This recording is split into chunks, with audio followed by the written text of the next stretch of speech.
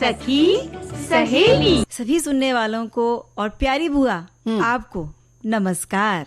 नमस्कार नमस्कार। बुआ कैसी हैं?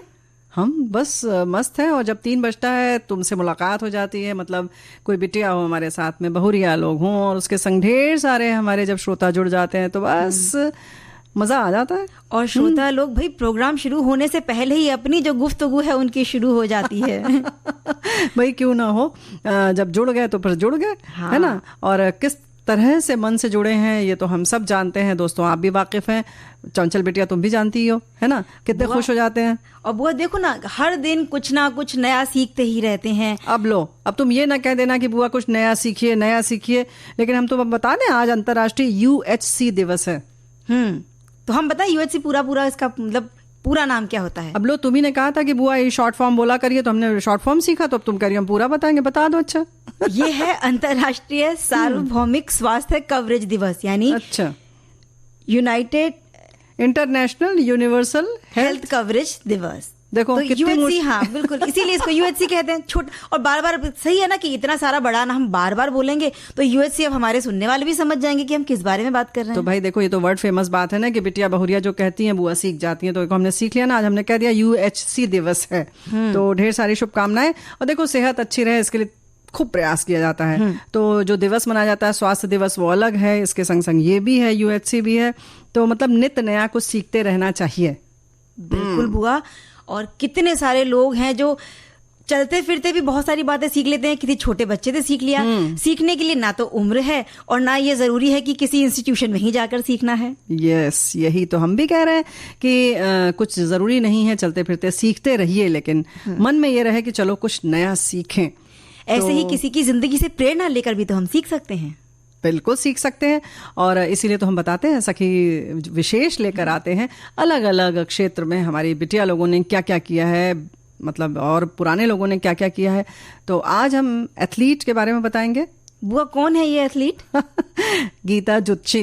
भाई हम भी बहुत प्रभावित हैं इनसे। बुआ पहली नजर तो असर कर गई, लेकिन अब हम आगे बढ़े। हाँ बिल्कुल बढ़ेंगे, लेकिन असर तो कर गई इस तरह से कि सब लोग अपना अपना बताने लगे कैसे वो अंग्रेजी सीख रहे हैं, स्पेलिंग सीख रहे हैं, हिंदी भाषा सीख रहे हैं, तमिल भाषा लिखने का प्रयास कर रहे हैं, सीखने का प्रयास कर रहे हैं और कार्यक्रम के माध्यम से बहुत कुछ सीख रहे हैं। तो भाई देखो लोगों ने अपनी बातें बताना शुरू कर दिया है। लेकिन सेहतमंद होना जरूरी है क्या? सेहतमंद होना सबसे जरूरी है, क्योंकि सेहत नहीं तो कुछ भी नहीं फिर। हाँ। और संयुक्त राष्ट्र से मान्यता प्राप्त अंतर्राष्ट्रीय दिवस जो हम 12 दिसंबर को यानी आज के दिन मनाते हैं, अंतर्राष्ट्रीय सार्वभौमिक स्वास्थ्य कवरेज दिवस। यहाँ इसका मतलब ये है कि भाई वित्तीय कठिनाई का सामना किए बिना गुणवत्तापूर्ण स्वास्थ्य की सेवाएं सबके पास पहुंचनी चाहिए और लचीली स्वास्थ्य प्रणाली हो और सबको इसके बारे में जागरूकता बढ़े। इसीलिए इस दिन को हम मनाते हैं और इनका उद्देश्य भी है कि किसी का स्वास्थ्य पीछे ना छूट जाए। क्या बात है। सार्वभौमिक प्रयास होना चाहिए और सार्वभौमिक लोगों का स्वास्थ्य अच्छा होना चाहिए। ऐसा नहीं कि किसी का बहुत अच्छा है और किसी के बारे में सोचा ही नहीं जा रहा है। अब इसकी प्रगति को तेज करने के लिए राष्ट्रों से आग्रह करने के लिए प्रस्ताव की स्थापना की गई कि भाई किस तरह से ये कवरेज हो। और अंत में वर्ष 2017 में, अच्छा हाँ, इसकी जो शुरुआत की गई, मतलब ये 12 दिसंबर 2012 को संयुक्त राष्ट्र महासभा ने इसकी प्रगति को तेज किया कि भाई किस तरह से इसको ठीक से मनाया जाए। और अंत में फिर ये 2017 वो आया वर्ष जब संयुक्त राष्ट्र ने सार्वभौमिक स्वास्थ्य कवरेज दिवस घोषित किया और सभी देश 2030 तक इस दिशा में विकास लक्ष्यों के हिस्से के रूप में UHC को प्राप्त करने की कोशिश करने के लिए सहमत हो गए हैं। और इससे जो उचित सेवाएं मिल सकें, ये इसका उद्देश्य है। परिवारों समुदायों की भलाई को ये बढ़ावा देता है, स्वास्थ्य संकटों से बचाता है और अच्छे स्वास्थ्य की तरफ सबको लेके जाता है। और अंतर्राष्ट्रीय विकास के लिए बुआ ये आवश्यक भी है कि प्राथमिकता के रूप में सभी को सस्ती सुलभ दवाएं और स्वास्थ्य देखभाल जो है वो सबको मिल जाए। सही बात है, क्योंकि बीमार तो हर कोई पड़ता है, चाहे वो अमीर हो चाहे गरीब हो। दुनिया की कम से कम आधी आबादी के पास अभी भी वो जो बहुत ज़रूरी स्वास्थ्य सेवाएं हैं वो भी नहीं है, क्योंकि उन्हें स्वास्थ्य देखभाल के लिए बहुत पैसा देना पड़ता है। जैसे हमने कहा ना कि भाई उतना पैसा ही नहीं है। तो अधिकांश जो होते हैं कम आय वाले लोग, उनके कम आय वाले लोग भी और ऐसे देश भी जहाँ पे ऐसे लोगों की संख्या ज़्यादा है, वहाँ पर हृदय रोग, सांस की बीमारी, मधुमेह, कैंसर, से 30 वर्षीय व्यक्ति के 70 वर्ष की आयु से पहले जो है वो मृत्यु का जोखिम बढ़ गया है, खतरा तो बढ़ गया है कि ऐसी ऐसी बीमारियां आ गई हैं। हाँ, तो यूएचसी की बुआ हम बात कर रहे हैं तो इसकी विशेषताएं क्या क्या हैं, थोड़ा सा इस पर अगर नजर डालें तो ये एक मजबूत, कुशल, अच्छी तरह से संचालित स्वास्थ्य प्रणाली है। स्वास्थ्य सेवाओं के वित्त पोषण के लिए एक कुशल प्रणाली है, जरूरी दवाओं को प्रौद्योगिकी तक पहुंचाने वाली प्रणाली है और अच्छी तरह से प्रशिक्षित स्वास्थ्य कार्यकर्ताओं की पर्याप्त क्षमता को बढ़ाने में इसका सहयोग, यानी कि लोग कोशिश करते हैं कि सब चीजें हों हर देश में, है ना।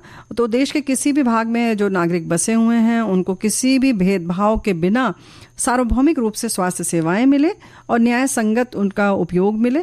तो यही है ना कि इसका उद्देश्य जो लोग कर रहे हैं, इस लक्ष्य को पाने के लिए आगे बढ़े हुए हैं, योग्य, उत्तरदायी, गुणवत्तापूर्ण और सही स्वास्थ्य सेवाओं के आश्वासन को सुनिश्चित करना है। बुआ, इसमें रोकथाम, उपचार, पुनर्वास सभी चीजें शामिल की गई हैं और सभ्य जीवन के मायने जिसे हम कहते हैं कि परिवार है, तंदुरुस्ती है, भोजन, वस्त्र, रहने को घर, चिकित्सा, देखभाल पाना, ये हर मनुष्य का अधिकार है।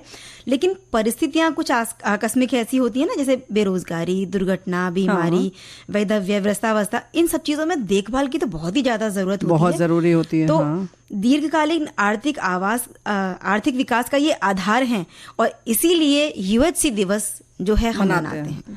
देखो, इससे क्या होता है कि जनसंख्या जो है उसके स्वास्थ्य में सुधार होता है अगर ये जो मनाते हैं तो, या जो लक्ष्य है उसमें जो हम आगे चल रहे हैं उससे लाभ क्या क्या हो रहा है कि कुशल, उत्तरदायी और पारदर्शी स्वास्थ्य प्रणाली विकसित कर रहा है हर देश और जाहिर है गरीबी में भी कमी आ रही है, बड़ी मात्रा में उत्पादन हो रहा है, रोजगार में बढ़ोतरी हो रही है, आर्थिक सुरक्षा लोगों को मिल रही है और अधिक से अधिक समानता का जो है वातावरण बन रहा है।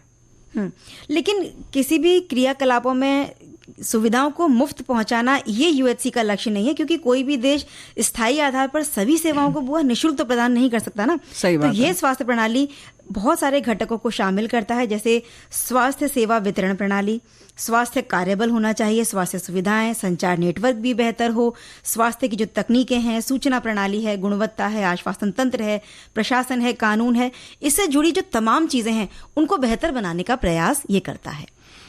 बहुत वृहद काम है इसका और स्वास्थ्य सेवाओं के जो न्यूनतम पैकेज होते हैं उसको सुनिश्चित करना भी इसका लक्ष्य है। बल्कि के बारे में तो है ये, स्वास्थ्य सेवाओं और वित्तीय सुरक्षा के कवरेज के एक प्रगतिशील विस्तार को भी सुनिश्चित करता है ये। और यूएचसी केवल व्यक्तिगत उपचार सेवाओं के बारे में ही नहीं है, बल्कि इसमें जनसंख्या आधारित सेवाएं भी हैं, जैसे कि सार्वजनिक स्वास्थ्य की अगर हम बात करें, सार्वजनिक स्वास्थ्य अभियान चलाना, स्वच्छ जल मुहैया कराना और मच्छरों की रोकथाम करने के लिए जैसे कि उनके जो प्रजनन स्थल हैं उनको नियंत्रित करना या कहीं कहीं जो साफ सफाई करवाना, तो एक अभियान के तौर पर चलाना। ऐसा नहीं कि एक एक आदमी स्वस्थ हो जाए तो सब हो जाएगा।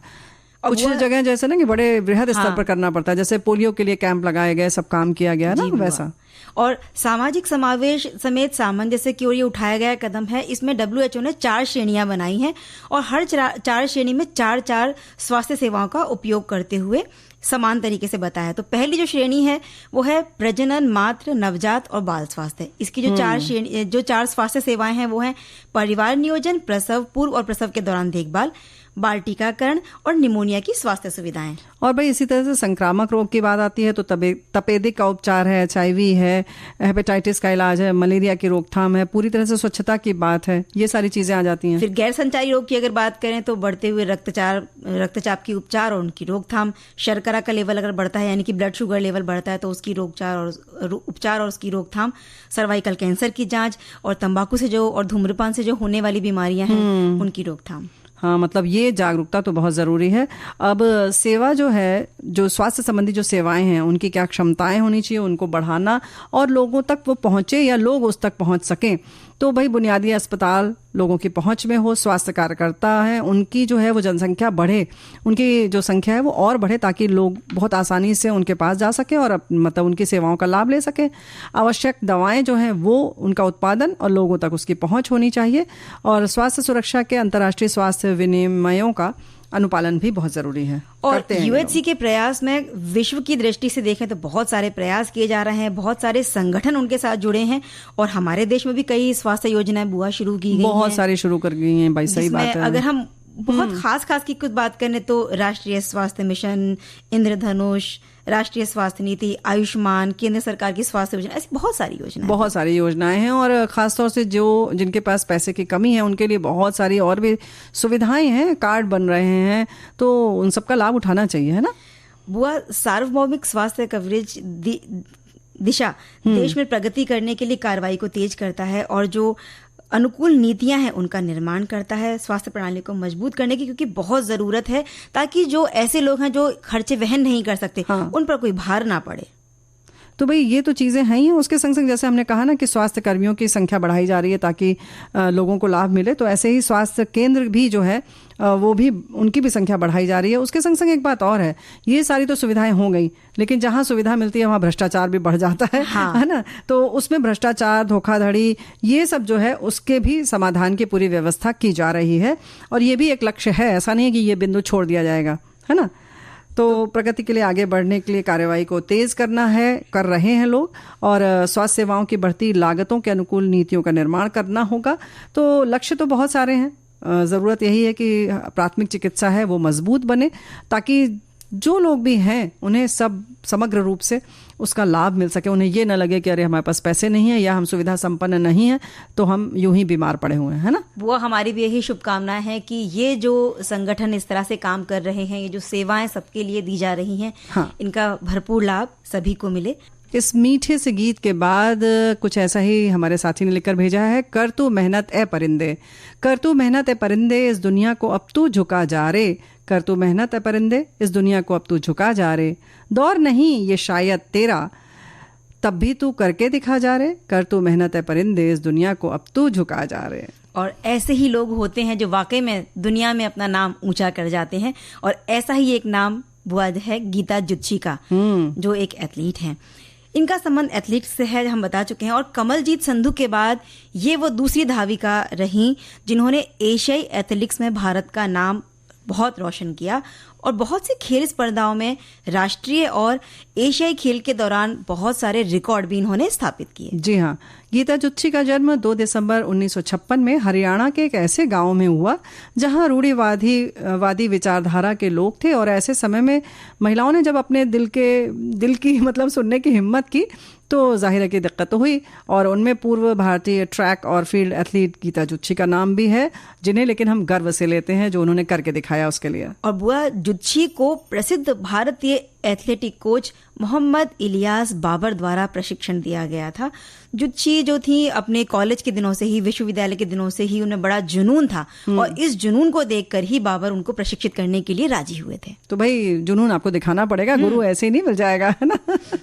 और इसी जुनून को आगे बढ़ाते हुए 1978 में जुत्शी ने बैंकॉक एशियाई खेलों में 800 मीटर स्पर्धा में स्वर्ण पदक जीता, और ऐसा करने वाली ये दूसरी भारतीय महिला बनी। 1980 के मास्को ओलंपिक में भी उन्हें 800 मीटर दौड़ में 6ठा स्थान मिला, ये भी बहुत बड़ी बात थी। उन्होंने टोक्यो में 1981 एशियाई चैंपियनशिप में भी इस उपलब्धि को दोहराया। और इसके बाद 1982 जब आया तो नई दिल्ली में एशियाई खेलों में जुत्शी ने 800 और 1500 मीटर दोनों स्पर्धाओं में रजत पदक जीते, और उस समय शीर्ष भारतीय महिला एथलीट के रूप में उन्होंने चैंपियनशिप के दौरान सभी प्रतियोगियों की ओर से शपथ ली। और ये आयोजन जब एशियाई खेल की शुरुआत हो रही थी 1982 के, उसके उद्घाटन समारोह में हुआ था। ये जो हमारे देश में हुआ था वो उसी समय टेलीविजन आ रहा था, और बड़े गर्व से सारे लोग पूरे दिन टीवी पर निगाह टिकाए देख रहे थे एशियाई खेलों को सजीव देखने के लिए। बहुत ही मज़ेदार वो दिन थे, रोमांचकारी थे। और इसी तरह से जुत्शी जी ने 1984 के लॉस एंजल्स ओलंपिक के बाद न्यूयॉर्क में war and street track club में वो शामिल हो गई, और 2000 तक अमेरिका में एक कंपनी के साथ चिकित्सा अधिकारी के रूप में कार्य किया उन्होंने फिर। और जुलाई 2002 में 17 साल बाद वो फिर अपने देश लौटी, और फिर ट्रैक यानी पटरियों के प्रति जो उनका प्यार था वो उन्हें वापस खींच लिया, और उन्होंने 800 मीटर और 1500 मीटर स्पर्धा में भारतीय जूनियर एथलेटिक टीम के कोच के रूप में कार्यभार संभाला। और उनकी कई उपलब्धियां हैं जो देश भर के खिलाड़ियों को प्रेरित करती हैं। गीता जुत्शी को भारत सरकार के युवा मामलों और खेल मंत्रालय द्वारा राष्ट्रीय खेलों में जो सबसे उत्कृष्ट उपलब्धि के लिए जाने वाले सर्वोच्च सम्मान, भारत के सर्वोच्च खेल सम्मान अर्जुन पुरस्कार से सम्मानित किया गया। और फिर इसके बाद में उनके खेलों में योगदान के लिए भारत के चौथे सर्वोच्च नागरिक पुरस्कार पद्मश्री से भी उनको नवाजा गया था।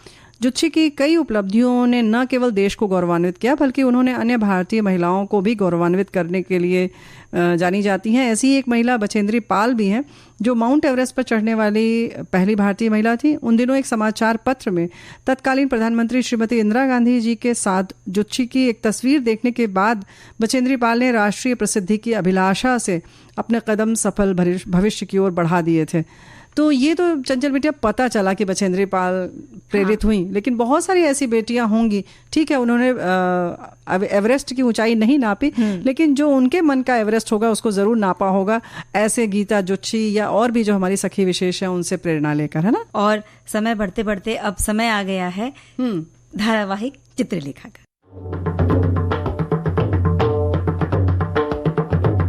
चित्रलेखा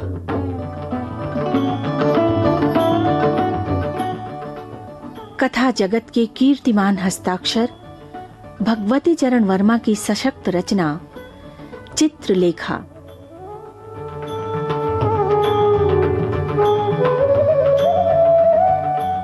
मानव मन के आंगन में चेतना के नए अंकुर बोने वाली कहानी चित्रलेखा।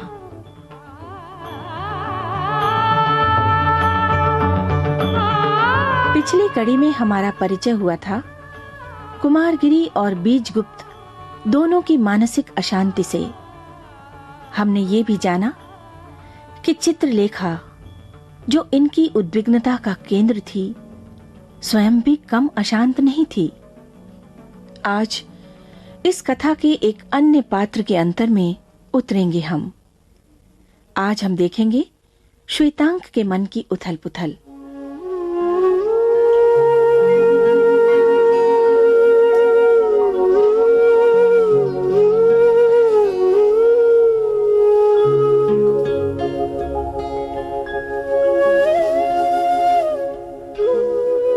थोड़ी देर तक मौन का साम्राज्य रहा। उस मौन में निर्जीवता का सूनापन था, विषाद की छाया थी। श्वेतांक को छोड़कर कोई भी कुछ न सोच रहा था। श्वेतांक ने अनुचित बात कह दी थी। बीजगुप्त की बात का खंडन करके उसने अपराध किया था। श्वेतांक को इसका दुख था। यशोधरा ने श्वेतांक की ओर देखा। श्वेतांक का मुख पीला पड़ गया था। वो श्वेतांक के मनोभावों को समझ गई। उस मौन को तोड़ते हुए यशोधरा ने कहा, आर्य बीजगुप्त, यहां कब तक ठहरने का विचार है? ठीक नहीं कह सकता। कभी इच्छा होती है कि पाटलिपुत्र लौट पड़ूं, पर दूसरे ही क्षण यहां कुछ दिन और रहने को जी चाहने लगता है। आर्य मृत्युंजय, आपका कब तक यहाँ ठहरने का विचार है? मेरी इच्छा की यहाँ कोई बात नहीं बीजगुप्त। यशोधरा की इच्छा से मैं यहाँ आया हूं। उसकी इच्छा पर ही जाना भी निर्भर है। बीजगुप्त ने यशोधरा को देखा। वो मुस्कुरा रही थी। यशोधरा की उस दिन की मुस्कुराहट में एक ऐन्द्रजालिक छवि थी। आज प्रथम बार बीजगुप्त ने यशोधरा के सौंदर्य की सुधा के वास्तविक रूप को देखा और काफी देर तक उसको देखता ही रहा। उस समय यशोधरा भी एकटक बीजगुप्त की ओर देख रही थी। मृत्युंजय उस समय बाहर देखने लगे। श्वेतांक को यह घटना असह्य हो गई। स्वामी, क्या आज नगर पर्यटन करने का विचार नहीं है? आर्य मृत्युंजय, नगर में घूमने का क्या विचार है? आज तो इच्छा नहीं होती। देवी यशोधरा, तुम चलोगी? यहाँ बैठकर भी क्या करूंगी? जाने की तो मेरी इच्छा भी नहीं है। तो फिर क्या आप आर्य श्वेतांक को मेरे साथ जाने की अनुमति दे सकेंगे? अवश्य अवश्य। यशोधरा श्वेतांक के साथ चली गई।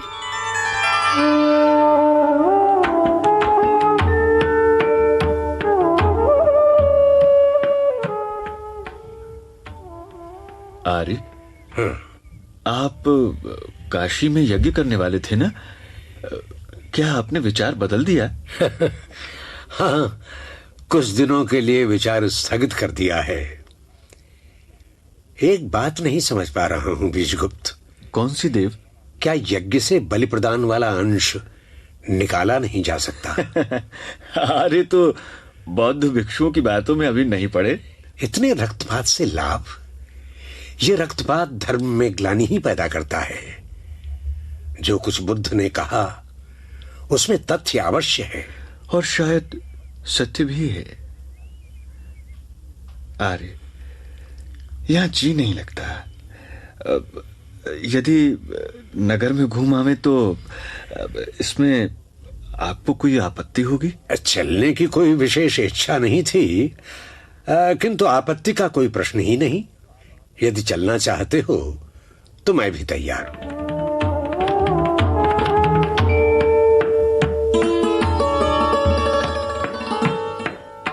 नगर के कोलाहल से ऊबकर मृत्युंजय ने गंगा की ओर रथ फेर दिया। गंगा के किनारे नौकाएं तैयार थीं। बीजगुप्त ने देखा कि श्वेतांक और यशोधरा एक नौका पर चढ़कर जाने वाले हैं। उसने पुकारा, श्वेतांक। श्वेतांक उस समय गंगा के वक्ष पर नाचती हुई नौकाओं को देख रहा था। उसने बीजगुप्त की आवाज नहीं सुनी।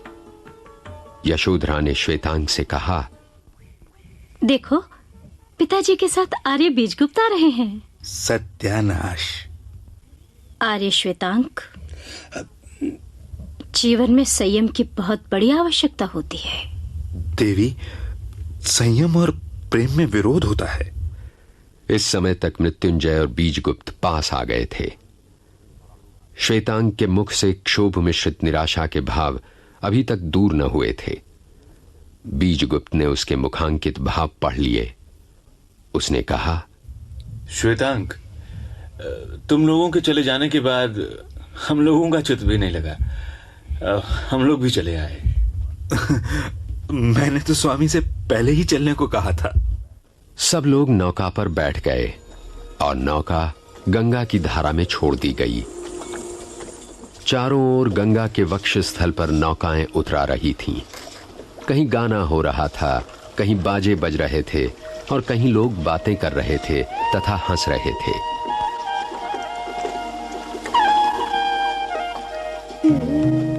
आर्य श्वेतांक, तुम्हें काशी सुंदर लगता है या पाटलिपुत्र? मुझे पाटलिपुत्र अधिक प्रिय है, क्योंकि पाटलिपुत्र का सा ऐश्वर्य यहाँ काशी में नहीं है। काशी तो विद्या का केंद्र है। और बीजगुप्त, तुम्हें? मुझे तो आजकल काशी अच्छा लगता है। आजकल क्यों? देवी यशोधरा, किसी भी स्थान का प्रिय लगना परिस्थिति की अनुकूलता पर निर्भर है। हम स्थान को पसंद नहीं करते। स्थान तो केवल एक जड़ पदार्थ है।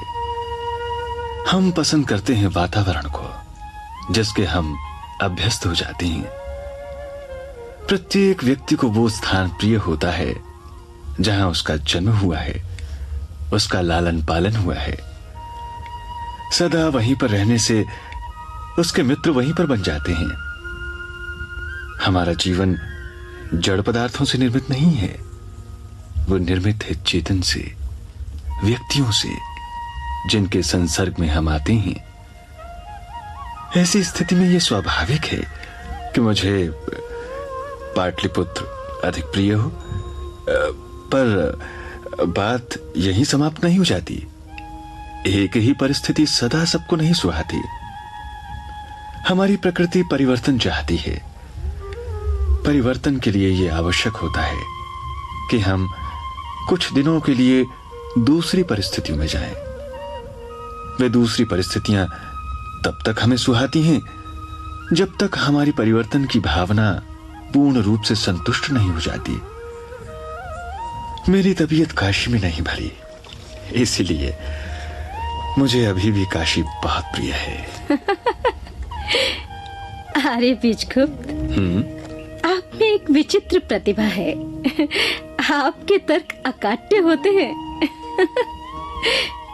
आर्य श्वेतांक, ज्ञान तर्क की वस्तु नहीं है। आप आर्य बीजगुप्त से सावधान रहिएगा। देवी यशोधरा, मैं आर्य बीजगुप्त का गुरु भाई हूँ, तो मैं अपने गुरु महाप्रभु रत्नांबर से भी सावधान रहूं। ये कैसे कहूँ? क्यों नहीं देवी यशोधरा, ये भी कह सकती हो।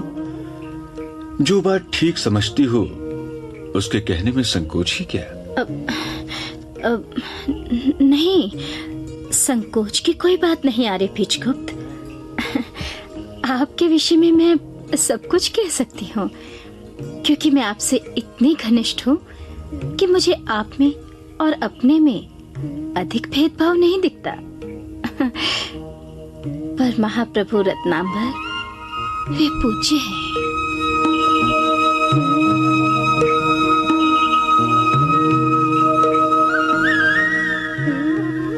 बीजगुप्त ने यशोधरा की ओर देखा।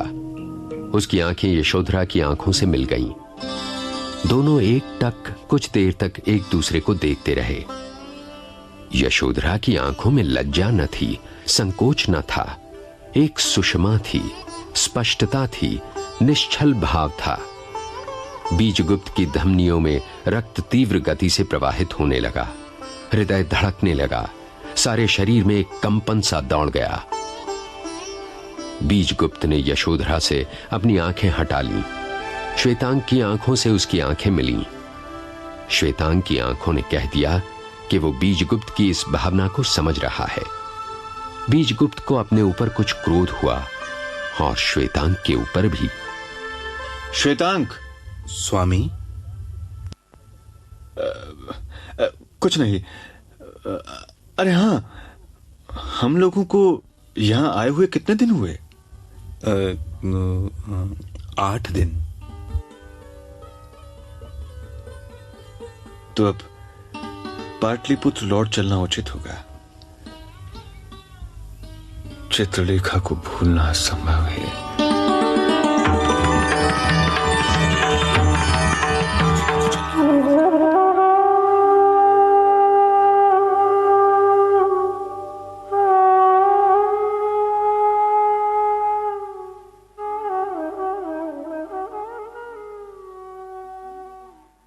यशोधरा, बीजगुप्त, श्वेतांग और मृत्युंजय ये सब आजकल काशी पहुंचे हुए हैं। सब भ्रमण के लिए निकले हैं, किंतु किसी नगर को पीछे छोड़ाओ तो क्या उस नगर की यादें भी पीछे रह जाती हैं? आज की कड़ी में जो पात्र हमारे सामने आए वे थे यशोधरा, श्वेतांग, बीजगुप्त और मृत्युंजय। इनका रूप धारण करने वाले कलाकार थे सुलक्षणा खत्री, अमरकांत, कमल शर्मा और विनोद शर्मा। सूत्रधार हरीश भीमाणी।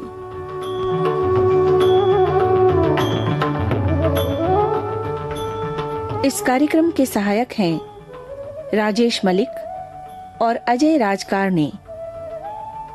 रेडियो पठन की इस परिकल्पना को साकार कर रहे हैं लोकेंद्र शर्मा और विजय लक्ष्मी छाबड़ा।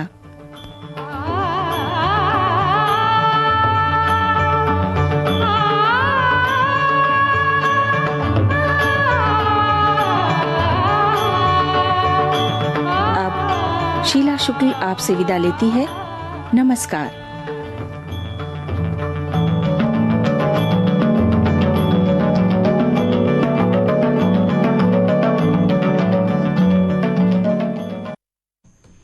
बुआ, हम उम्मीद करते हैं ये अंक चित्रलेखा का जरूर हमारे श्रोताओं ने सुना, उनको पसंद आया होगा। बिल्कुल पसंद आया होगा। कालजयी रचना और उस पर से ये पुस्तक का जो पठन कहते हैं ना, स्टोरी नरेशन जो है वो वाकई बहुत खूबसूरत बन गया है। लेकिन अभी भी बहुत कुछ सीखा जा सकता है, किया जा सकता है, आगे बढ़ा जा सकता है। और ऐसा नहीं है हम लोग कह रहे हैं ये बात, हमारे सब साथी कह रहे हैं। हाँ, तो देखो एक साथी ने क्या कहा कि जिंदगी में सीखना कभी बंद मत कीजिए, गलतियां करने से भी कभी शर्म मत कीजिए, चाहे आपकी उम्र कितनी भी क्यों ना हो जाए, और अपनी हर गलती से कुछ ना कुछ बस सीखते जाइए। देखो भाई, ऐसा है, तुमने तो जैसे पहले कहा कि हमारे ही साथी ने कहा था कि शर्म न करें। अब सब लोग कहता तो जरूर है, लेकिन जब मौका आता है तो छोड़ते भी नहीं है लोग। जैसे हमारे साथी ने लिखकर भेजा है कि ताश के 52 पत्ते होते हैं, अब होते हैं कि नहीं। इन्होंने बोला कि भाई मैं भी जानती हूँ, पर उसे कैसे खेला जाए ये मैं नहीं जानती हूँ। तो मैंने अपने परिचितों से पूछा कि आपको ताश खेलने आता है तो मुझे सिखाइए। पहले तो बहुत जोर से हंसी और उसके उद्गार ये थे कि अब बुढ़ौती में क्या शौक लगा है।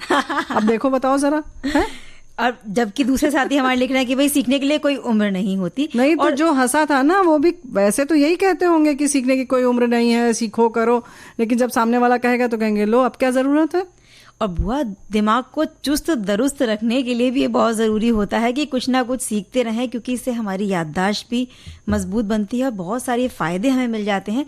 और रोजाना के कामों की अगर हम एक सूची बनाएंगे तो ऐसे देखेंगे तो हमारा दिन यूं ही निकल जाता है, हमें समय ही नहीं मिलता, क्योंकि बड़ी भाग दौड़ की जिंदगी है और ये जो जीवन शैली है इसमें समय निकालना एक तरीके से चुनौती बड़ा काम बहुत होता बड़ा, है। लेकिन जब हमारी रुचि का कोई काम हम चाहते हैं जिद से करना तो समय निकल भी आता है। सही कह रही हो। और इसमें तो बिल्कुल कहते हैं ना कि ये मन था तो कर लिया, ये नहीं भूली। तो ये भी उलाहना सुनने को मिलता है। तो भाई इन सब चीजों से आप बिल्कुल रुकिए नहीं। कोई भी चीजें आए, जैसे कि उन्होंने कह दिया उम्र क्या है, तो किसी दूसरी मित्र को तलाशिए, हो सकता है वो सिखा दे। उसके उसमें ये वाला जो ना शब्दकोश में ये वाला शब्द ना हो कि बुढ़ौती जैसी चीज या इस उम्र में उस उम्र में। तो भाई सीखते रहें, तरोताजा बना है तो सीखते रहें। और एक उत्सुकता रहती है और इस चक्कर में कहीं ना कहीं आप नए लोगों से मिलते हैं और कुछ अपना आप देते हैं और कुछ आप उनसे लेते हैं, है ना। फिर भी बहुत सारे ऐसे लोग होते हैं जो अपना कंफर्ट जोन छोड़कर, यानी कि जो उनको पसंद है उसे छोड़कर आगे निकलना ही नहीं चाहते और नई चीज को सीखने को टालते रहते हैं। लेकिन नई चीज सीखने के फायदे क्या होते हैं इसको अगर हम समझ जाएंगे तो जो हमारा रूटीन है उससे निकल के भी हम समय निकाल लेंगे, टाल मटोल छोड़ देंगे। लेकिन चंचल बिटिया देखो, ऐसा है कि कंफर्ट जोन वाली जो बात है वो सही है, लेकिन कभी कभी पता ही नहीं होता है कि आप जब सीखने जाते हैं तो ज्यादा आराम आपको मिलता है और जो मजा आता है उसमें तो थकावट ऐसे एकदम रफू चक्कर हो जाती है। तो भाई आप सीखिए। और वैसे भी क्या है कि अब सीखिए हम लोग कर रहे हैं, लेकिन जरा आप टटोलिए हम श्रोताओं से, तो यही कहेंगे ना कि भाई आपने पिछला कुछ नया कब सीखा था, है, या कितने दिन हो गए कुछ नया सीखे हुए, तब पता चलेगा। नहीं तो कहेंगे हाँ हम तो सीखते रहते हैं, अरे हम तो बस कुछ भी मिलता है तो हम सीख लेते हैं। अरे लेकिन ऐसा होता नहीं है। और बुआ ये सब बातें हम नहीं कह रहे, बल्कि जो विज्ञान है, जो फैक्ट चीजें हैं वो भी ये बताती हैं कि नया अनुभव हमारे दिमाग को एक तरह से खुराक भी देता है और हमारे मूड को बेहतर बनाता है। इससे जो भी हमारा तनाव है वो भी चला जाता है और नया सीखकर हम संपूर्णता और बिल्कुल गर्व का अनुभव भी कर सकते हैं। और आत्मविश्वास बढ़ता है, फिर निर्णय लेने की क्षमता बढ़ती है और जितने आप हुनरमंद होते हैं उतनी ही आपको खुशी मिलती है। एक बात और है कि अक्सर हम ये सोचते हैं समय नहीं है, लेकिन आप देखेंगे कि जब आप कुछ नया सीखते हैं या कुछ करती हैं तो आपको और ज्यादा समय मिलता है और एक मन में जो जज्बा रहता है कि अरे ये कर लिया, लेकिन अभी आगे में ये करना है, तो आप बाकी काम भी जो है वो बड़ी जल्दी और फटाफट निपटा लेती हैं। तो देखो ऐसा है कि हमारे साथियों ने भी बहुत कुछ लिखकर भेजा है कि किसी क्षेत्र में हो, learning is never ending process, यानी कुछ नया सीखने की गुंजाइश कभी खत्म नहीं होती है। आज की प्रतिस्पर्धी दौर में अपना काम अच्छे से करना भरी पर्याप्त नहीं है, तेजी से बदलते इस दौर में नित्य नए ज्ञान को प्राप्त करना भी जरूरी है। अगर आप नया ज्ञान प्राप्त नहीं कर रहे हैं या आपके क्षेत्र में नया जो हो रहा है उसकी खोज खबर नहीं ले रहे हैं तो निश्चित तौर पर आप पीछे की तरफ जा रहे हैं और वो दिन दूर नहीं जब आप सबसे पीछे होंगे। इसलिए समय के अनुसार आपको अपने आप को अपडेट रखना बड़ा अनिवार्य है। बहुत सही बात लिखी है बुआ। और जब हम कुछ नया करते हैं तो एक तरीके से हम अपने शरीर को और अपने मस्तिष्क को भी एक चुनौती देते हैं जीवन में अलग अलग क्षेत्रों में, ताकि कुछ कर सकें, आगे बढ़ सकें और अपने अंदर जो एक प्रतिभा छिपी हुई है उसे बाहर निकालें, क्योंकि हमें तो खुद भी कई बार पता नहीं होता कि हम क्या क्या कर सकते हैं। हाँ, यही तो हम कह रहे हैं कि भाई आपको जब पता तो तब चलेगा ना जब आप आगे बढ़ेंगे या बढ़ेंगी, और तब आपको अपनी कीमत समझ में आएगी कि आप हैं क्या, आप में ये भी हुनर है। और सच बात है, हमारे साथी ने बहुत अच्छी बात लिखी है, हंसी नहीं रुक रही है, लिखा है कि इस उम्र में विविध भारती के पेज पर कमेंट कर रहे हैं, ये कम बात है क्या? तो भाई इस उम्र में आकर बहुत सारे लोगों ने क्योंकि जब उनके हाथ में इस तरह के फोन आ गए जिसमें बहुत सारी मतलब पूरी दुनिया फोन में समाई हुई थी, तो उनको चलाना भी उनके लिए बड़ी बात थी। तो ये भी सीखना है, बिल्कुल सीखना है। तो देखिए कितनी खुशी की बात है। बहुत बहुत धन्यवाद, आपने इतने प्यार से इस बात को लिखा कि मजा आ गया। और भी बहुत सारी चीजें लोगों ने लिखी है ना। देखिए ना बुआ, एक हमारे सुनने वाले हैं वो लिखते हैं कि कुछ नया कैसे सीखें, क्या नया काम करें। सबसे पहली बात तो ये है कि नया सीखने के लिए दिलचस्पी होना बहुत जरूरी है, क्योंकि बिना दिलचस्पी के कोई भी बात सीख ही नहीं पाएंगे। क्योंकि बहुत सारी बातें होती हैं जो एक दूसरे के साथ जुड़ी हुई होती हैं। जब हम सीखना शुरू करते हैं तो बातों का पता लगना भी शुरू हो जाता है।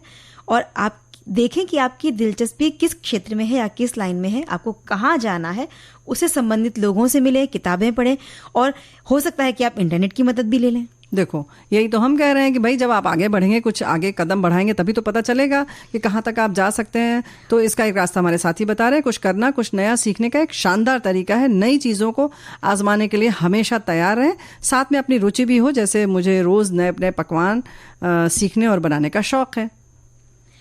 और बुआ, जब हम कुछ नया सीखते हैं तो जो भी हमारा तनाव है या मन में कुंठा है वो कम हो जाती है, क्योंकि जो शोध होते हैं इस तरह के वो भी ये बताते हैं कि उबाऊ जीवन जीने वाले जो लोग होते हैं उन पर बहुत सारी बीमारियों के जोखिम भी बढ़ जाते हैं। क्योंकि मन जब आपका अच्छा नहीं होगा ना तो वो शरीर पर भी असर दिखाने लगता है पूरी तरह से।